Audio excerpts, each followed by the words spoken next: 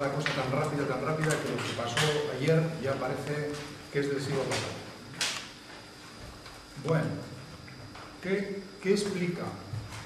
Que es una de nuestras preguntas. ¿Qué explica que se renuncia a todo? Porque un acuerdo de esta naturaleza supone eso desde nuestro punto de vista, es una renuncia a todo.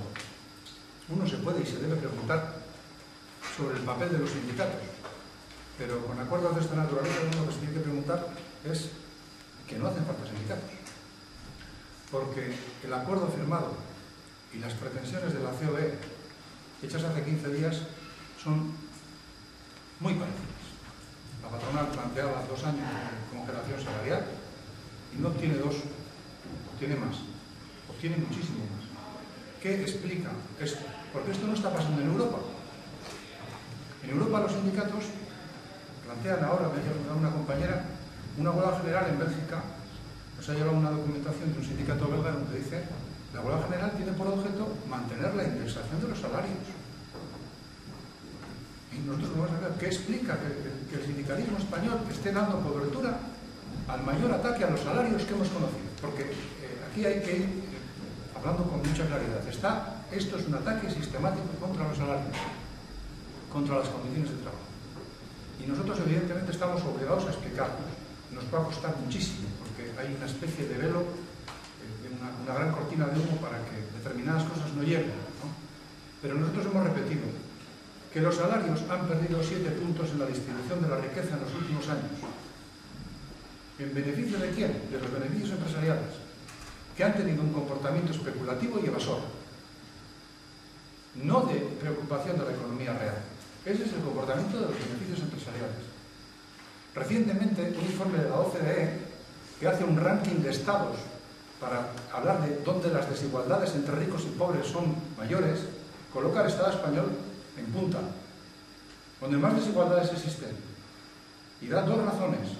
Una es la brecha salarial que se ha abierto como consecuencia de la precariedad, muy parecido a lo que viene diciendo desde hace mucho tiempo, que ha conseguido que en lo que a distribución se refiere, los salarios pierdan posición.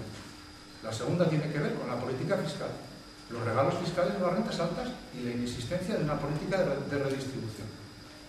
Y así se explica que en el Estado español los ricos mandan, además de que se benefician, son los que mandan y se hace política para ellos, ¿no? Si no explicamos los datos, uno pierde el norte y puede terminar pensando que es que hemos hecho un gran acuerdo. Las reformas tienen por objeto, todas las reformas y acuerdos de esta naturaleza tienen por objeto atacar a los salarios. Se han puesto de acuerdo en que básicamente dicen que quieren ganar competitividad con el exterior bajando los salarios, porque ellos ya saben que están deprimiendo la economía real aquí. Pero es que los demás están haciendo lo mismo. Y no hay ventaja competitiva cuando los demás hacen lo mismo. Nos están llevando al colapso económico. Y claro, esto firmado hoy o acordado en estos días, ya han dicho Miquel y Joseba, esto uno puede decir que ha sido una durísima negociación. No, hombre, no, de durísima negociación no. Esto está firmado desde el viernes. Los papeles que nosotros tenemos están firmados el viernes, ¿no? ¿Esto qué es? Esto es licencia para que Rajoy haga lo que quiera en la reforma laboral. No sé si necesita hacer.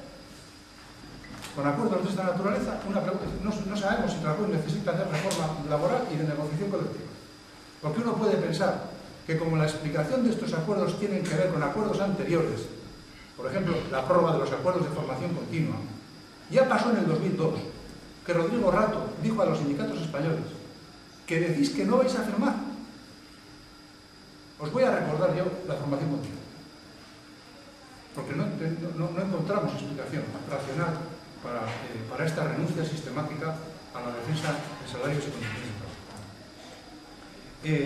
Es ataque a los salarios es pérdida salarial, no hay ninguna culpa en los salarios, ninguna culpa, hay que defenderlos, y es ese. Y luego va a haber otro argumento que se va a repetir un montón ya, están en esa literatura, ¿no?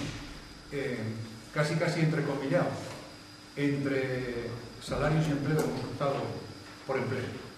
Mentira. Mentira. No, señor. Es completamente falso. quien colabora en la destrucción salarial, colabora en la destrucción del salario y colabora en la destrucción del empleo. Porque perder salarios, teniendo como tenemos la economía, que hemos dicho muchas veces, el defender el salario es justo, sí. ¿Es eficaz para la economía real? También. Defender salarios es justo y eficaz. Renunciar al salario es más paro. Es más paro, es irremediable. Va a haber más paro si la política es eso. Y el documento, cuando lo leáis, os daréis cuenta que se suscriben los contenidos de la patronal y también la filosofía de la patronal. El documento está plagado de referencias a la aceptación de la filosofía de la patronal. Bueno, esto no es nuestra guía. No, nosotros no vamos a seguir esta guía.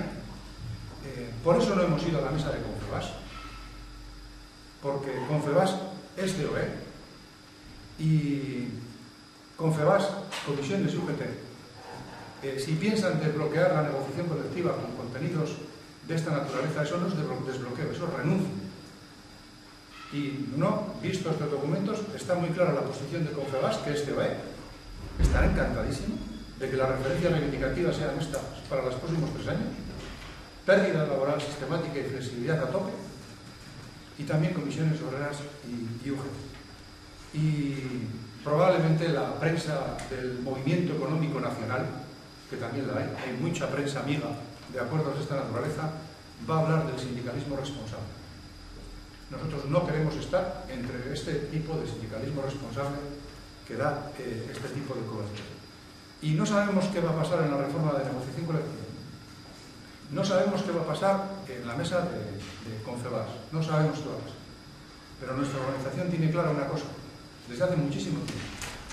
En función de la agenda unilateral que se está llevando, porque esto también es unilateralismo, habrá capacidad de negociar colectivamente donde logremos defensa colectiva. Y defensa colectiva es sindicalización. Y sindicalización es afiliar y organizar a los afiliados para que estén en condiciones de impedir que los empresarios estipulen las condiciones de trabajo de manera unilateral.